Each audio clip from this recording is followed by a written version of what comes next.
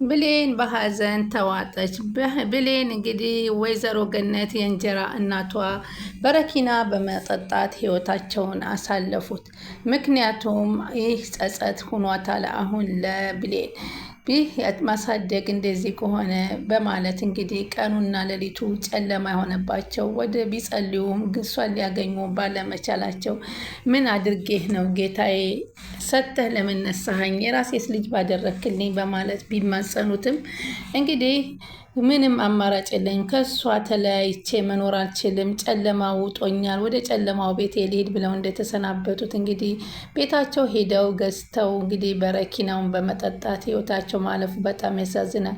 እሷም ሌሊቱ አነጋላት ብሎ በጸጸት እንዴት ያሳደገችኝን እንጀራ እናቴን ወላጅ እናቴን አገኘው ብዬ እንደዚህ ላደርጋት እችላለሁ በማለት በጣም ነበር እየተጸጸተች ሌሊቱን አነጋላት ብሎ ያለፈው። እንግዲህ ዳግም ደግሞ ወይዘሮ ቃልን እንግዲህ ሲያጠጣት አምሽቶ እንዴት አትደፍሪ ምሳ መጠጥ ድፈሪ እንጂ ሲላት አይ እኔ እንድትሰክር ፈልገ ነው እንዴ በማለት ስትለው አይ አይደለም እኔስ እንድትጠጭ ነው በደንብ ፈልጌ ነው እያለ ከጋበዛት በኋላ እንግዲህ የተናገረችውን እውነታውን ሁሉ ካዳመጣት በኋላ እሷ እውነት መስሏት ሌላ ፍላጎት ስትጠይቅ እህቴ ነሽ ብሎ ነበረ ያሳፈራት። እንግዲህ ዳግም ይህን ነገር ተከታትሎ ሄዶ ወይዘሮ ሰላም ጋራ የተነጋገረበት ይሆናል። የቢሌን እናት ከምን የተነሳ እንደዚህ ልትሆን ቻለች ብለን ብንል ቀጣዩን እስከ መጨረስ ትከታተሉ ታገኛላችሁ። ሰላም ውዴ ቻናሌ ተከታታዮች ሰላማችሁ በያላችሁበት ይብዛል። ቻናሌ አዲስ የሆናችሁ ሰብስክራይብ እያደረጋችሁ ነባሮቹ እንደምታበረታቱኝ ከልብ አመሰግናለሁ። ቪዲዮውን በላይክ ይጀምሩት። እንግዲህ ብሌን አሁን ከእናቷ ጋራ በተኛችበት ሰዓት ለመሄድ ብላ እንግዲህ የበኃይሉን ስልክ ባነሳችበት ሰዓት ወይዘሮ እናቷ ደግሞ እንዴት የኔን ስልክ ታነሻለች በማለት ነበር ጥያቄ ያቀረበችላት። ይሄ ታዲያ የእናቴ ስልክ አይደለም እንዴ? የእናቴን ስልክ ማንሳት አልችልም እንዴ ነበር ያለችው። እንግዲህ በምን ብላ በኃይሉን ታውቂዋለሽ እንዴ ምንድን ነው ግንኙነታችሁ ብላ በጠየቀቻት ሰዓት ግን አጎትሽ እኮ ነው ያለችው። ተደነጋግጣ ተደነባብራ እና አናግሪው ብላ ስትሰጠው እሱም እንዴት እያለ ነበረ። እንዴት ነው የምትማናገራት ድምፄን ካወቀችው ሁሉን ነገር ይቺ አልማዝ አበለሻሸችው እያለ ምንም ሳያናገር በቃ ወንድም አጎትሽ ነው አሁን ደግሶና ሰብስቦ የደስታው እንዲጠብቀን ነው። በጣም ቸኩለዋን እኛ መቀሌ እስከምንገባ። አረ ምንም አያስፈልግም እማዬ ስትላት ለምን በስንት ዓመትሽ ያገኘሁልሽ ልጅ አይደለሽ እንደ ይደግስ እንጂ እያለች ስትላት እሷ ምንም አልተዋጠላትም እና ማመነታታት ትጀምራለች።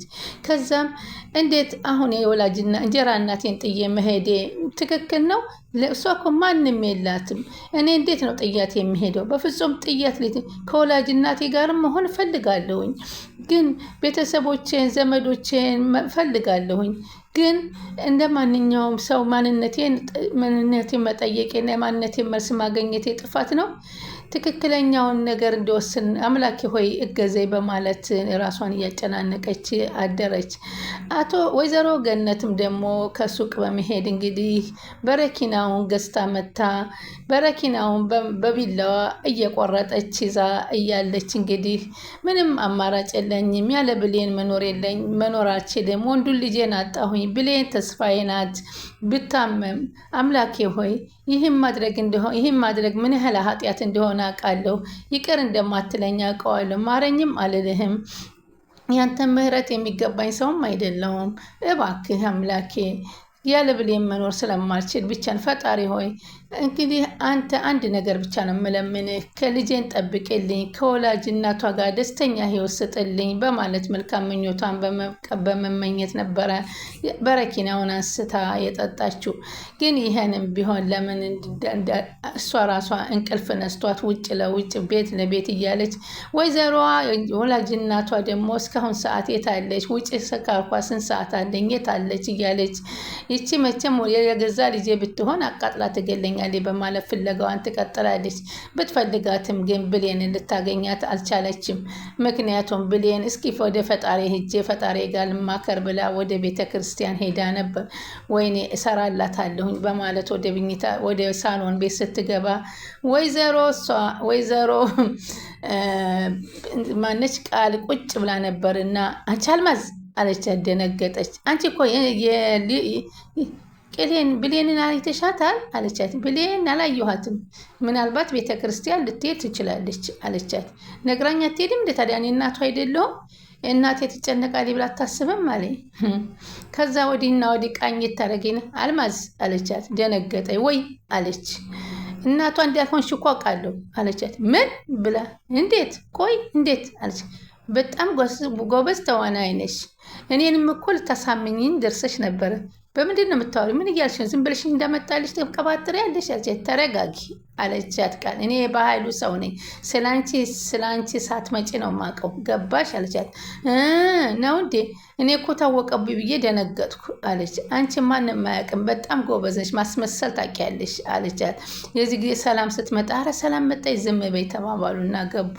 ሰላም አደራችሁ ሆይ በማለት ሰላም ትንቀላቀላቸዋለች። እሺ የብሌን እናት ደህና አደርሽ አለቻት። ደህና አድሬያለሁ እማዬ፣ እንዴት አደርሽ አለች ቃል። ፈጣሪ ይመስገን ደህና አድሬያለሁ አለች። እሷም የብሌን እናት ጨክነሽ በቃ ጥለሽ ልትሄጂ ነው? ምን ይደረግ እንግዲህ ግዴታ ሆኖብኝ እኮ ነው። በእውነት ግን አንቺ በጣም ጥሩ ሰው ነሽ።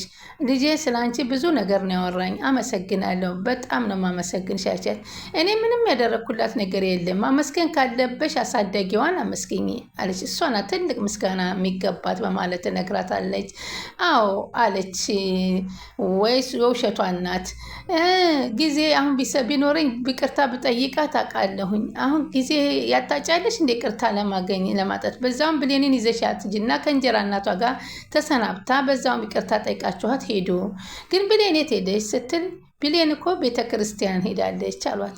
ሰላምም ምርጥ ልጅ እኮ ናት። ምነው ቃልም እንደ ብሌኑ ቤተ ክርስቲያን የምትወድ ልጅ ብታደርግልኝ፣ እስከዛ ቡናችን እንጠጣ ስትል ሰዓት ሄደዋል አለች። አይ ሰዓት አይሄድም፣ ቡና የተፈጫለና እሱን ደግሞ ብሌን ሳትይዣት ትሄጂ፣ ብሌን ከቤተ ክርስቲያን እስከምትማ ቡናው ይደርሳል፣ ጥጄው ልምጣ በማለት ሰላም እንግዲህ ከነሱ ተለይታቸው ወጣ ትላለች።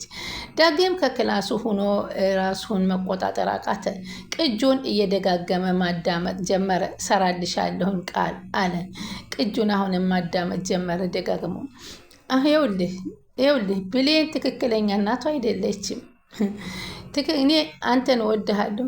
እኔ አንተን እንደ ራሴ ስለማቀ ነው ሚስጥሩን የምነግርህ።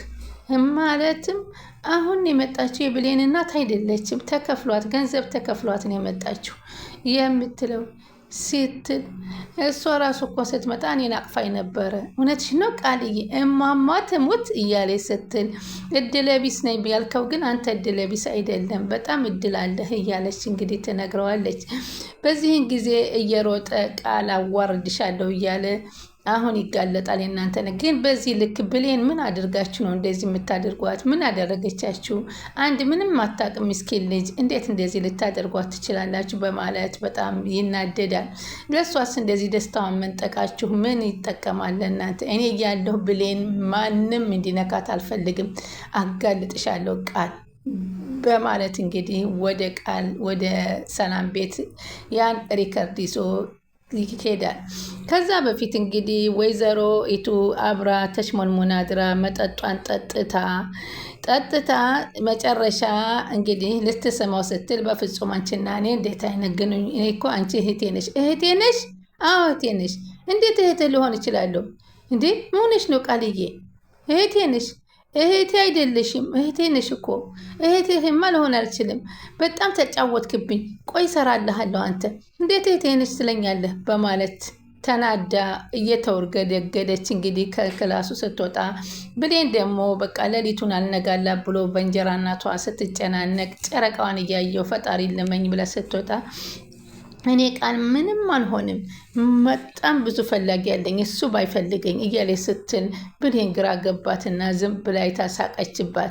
ከዛ ድንገት እንግዲህ ሳሚ ስልክ ይደውላል።